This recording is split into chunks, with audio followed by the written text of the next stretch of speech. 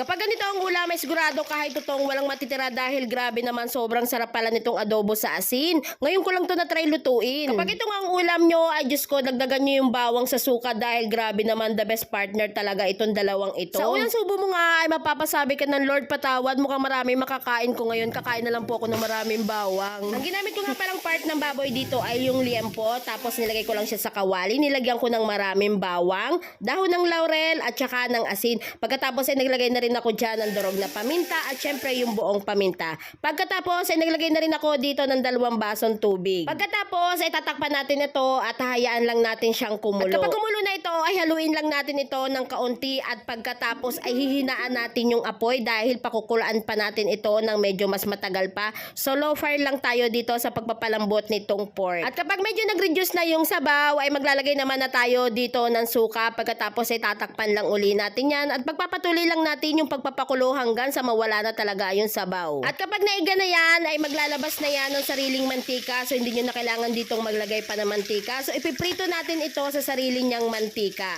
Bali-balik na rin lang natin yung magkakabilang side. Sa puntong ito ay sobrang lambot na itong pork kaya naman dahan-dahan talaga ako sa paghahalo dito. Lutuin lang natin ito hanggang sa ma-achieve natin yung ganitong itsura, yung medyo nagbabrown-brown na talaga yung baboy niya. At pagkatapos ay tinanggal ko na yung mantika dyan at hinayaan ko na lang siya muna. Alam nyo ba, sobrang sarap talaga ng recipe na ito. Kung hindi nyo pa ito nasusubukan ay try nyo na rin.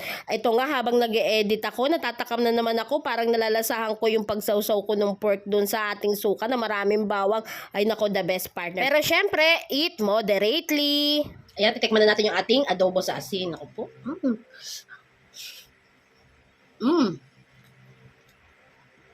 Grabe. Ang sarap. Ang lambot ng karne, ah. Ang lambot ng pagkalaman niya. Halos madurog na nga ito eh. Sobrang, tagal ng luto. Ang sarap sa, suka na may bawang. Ay, ako po. Sorry na Lord. Kakain na ako maraming bawang. Oh, ang sarap. Ito yung ating suka. Lagyan natin ng bawang. Tapos lagyan natin sa kanin.